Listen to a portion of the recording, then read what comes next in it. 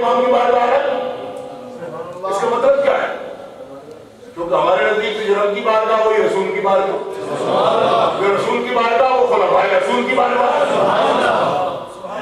امام تو نہیں نکلے، امام نہیں نکلے، یہ لطف کی بات ہے۔ اگر امام نکلے ہوتے نا تو یہ دیکھو یہ پیر ہے نقشبندی پیر بیٹھی،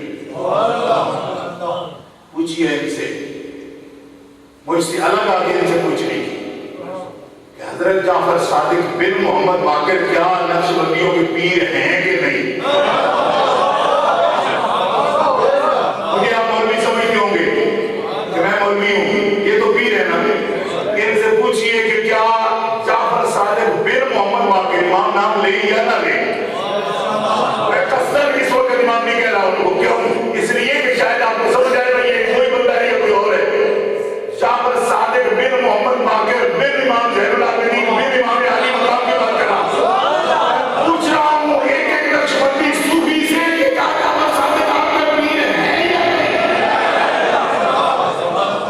میں جعفر صادق کا جھوٹا نام لینے والے تعلیم میں بھنگی شخصی مریدوں کو کا مرید مانتا ہی نہیں۔ میں صوفی حدیث کے علموں کو جعفر صادق کا مرید مانتا ہوں کہ جتنی جوانیاں پاک اور جتنی شکل بدیع پاک۔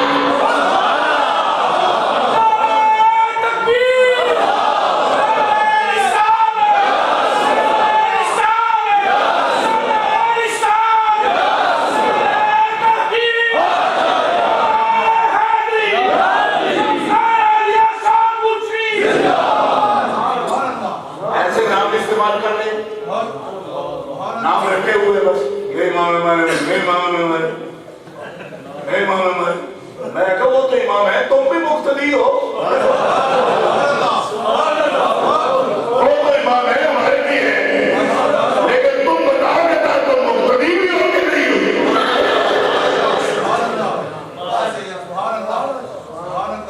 بس ہم ان کے نام لیتے ہیں، یہ دلیل ہے ہماری محبت کی، تو ہم ان کے نام لیتے ہیں۔ دلیل کیا ہے کہ ہم نام لیتے ہیں؟ میں نے کہا تمہیں کیا پتا کس وقت لیتے ہو نام؟ نام کس وقت لیتے ہیں؟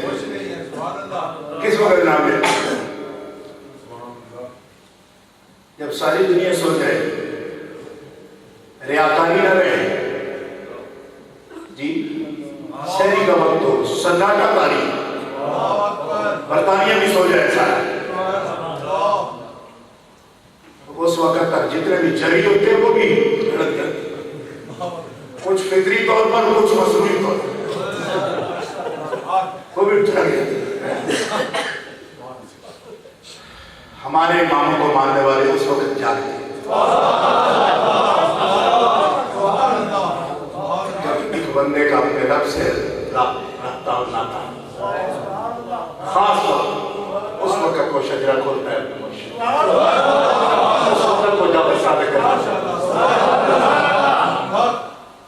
اب ریاکاری کا کوئی دخل نہیں، یہ سلوگن نہیں، یہ کوئی سیاسی موومنٹ نہیں، اس میں کوئی پولیٹکس نہیں، کوئی سلوگن نہیں، کوئی الیکشن کرانا نہیں۔ آدھی رات بندے سنتے تھے یا بندہ یا خدا، اس وقت صوفی اپنے مشاعر کا شجرہ پکڑتا ہے اور جعفر صادق کا نام لیتے ہیں۔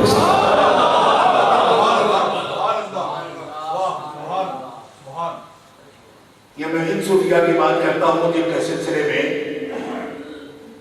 انتہائی سلسلہ حضرت ابوبکر صدیق پر، اور جن کا منتہائی مولا علی پر ہوتا ہے، ان کا تو نام ہی میں لینے کی ضرورت اس لیے نہیں سمجھ رہا کہ تو منتہائی مولا علی، لیکن ایک لطیف نقطے کی طرف اشارہ کر دوں، منتہا مولا علی پر رہتا ہی نہیں، مولا علی کا نام جن کی انتہا میں آتا ہے وہ بھی صدیق اکبر کے توسط سے سرکار تک ہی جاتی ہے۔ نوٹ کر یہ بات، تو بھائی مسئلہ یہ ہے، اس میں کون سا مقام ایسا آپ نے محسوس کیا کہ آپ جھگڑے پہ اتر آئے؟ اور کہتے کیا ہے؟ مسئلہ آسان ہے، سمجھنا بھی آسان ہے، لیکن توجہ کی ضرورت ہے۔ یار لوگوں کو دعویٰ یہ ہے کہ نبی پاک کی جماعت مسلمان نہیں. ٹی وی کہہ رہے ہیں. ہم اپنی کتابوں کے والوں کی کہہ دیں کہیں تو خود مان لے کہ مجرم مقرر ہو تو اس پہ گواہی لانے کی ضرورت ہوتی ہے. تو انہوں نے ہمارا کیس آسان کر دیا. عرفان مشہدی دقت میں تھا, 10 سال بیان کرتا رہا کہ یہ بڑے برے ہیں, یہ اللہ صحابہ کے بارے میں برے ہیں. بندے کہتے تھے عرفان مشہدی جنونی ہے, شاید یہ اتنے برے نہ ہوں. تو کرم کیا انہوں نے ٹی وی جاری کر لی ہے, اور ٹی ویوں میں بیٹھ کر وہ خود کہہ رہے ہیں کہ واقعی صحابہ کافر ہیں.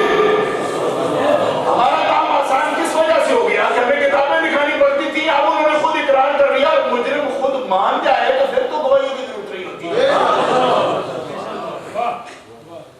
اور ان کے مبلغ نے وہ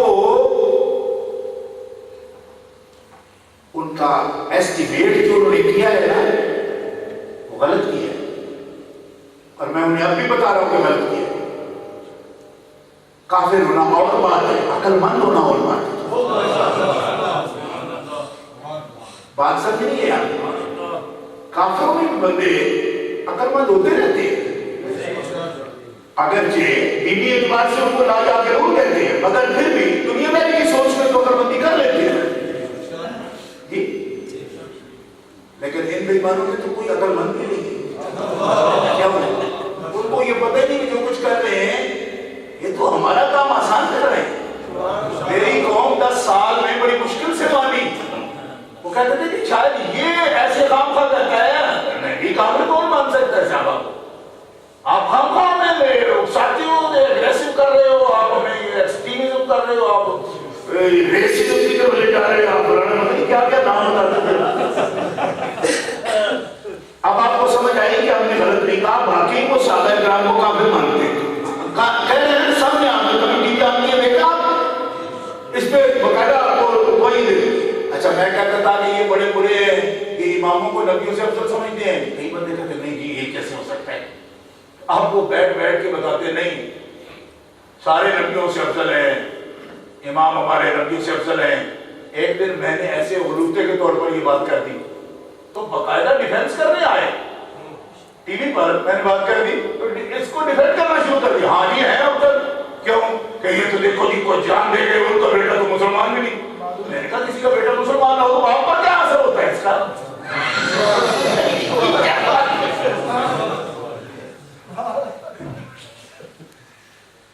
باقاعدہ مجھے بھولا ہے, میں کافی بولوں میں بول رہا ہوں. میں نے کہا چلیے ارشاد.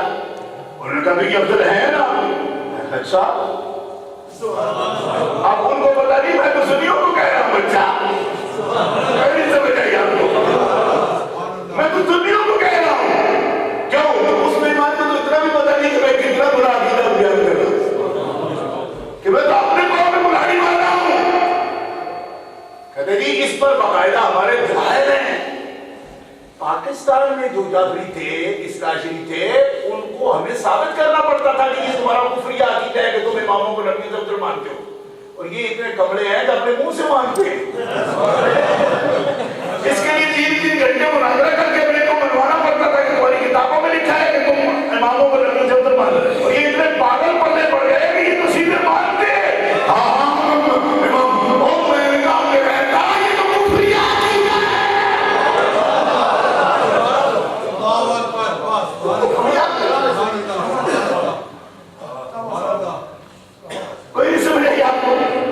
اب اتنے بڑی جماعت, اتنے اوور کانفیڈنٹ اور اوور ایسٹیمیٹڈ, پتہ ہی کوئی نہیں کیا رہے ہیں. ہم جی ثابت کریں گے. میں نے کہا ثابت کرنے کی ضرورت ہی نہیں ہے, اس لیے کہ مینٹل ہاسپٹل میں جا کر تم سے کون سرٹیفکیٹ دے گا تم بڑے عقل.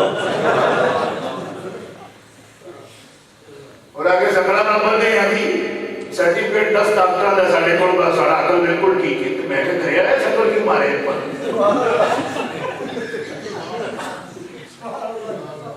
کوئی سمجھ آ رہی ہے نہیں آ رہی. اب بتاؤ دنیا میں کون ثابت کرتا ہے وہ جی کفار ہے. میں نے کہا اچھا کون؟ کہا قرآن میں نہیں آیا منافق ہے. میں نے کہا کون؟ جنہوں نے مسجد درار بنائی. تو میں نے کہا جنہوں نے گرائی.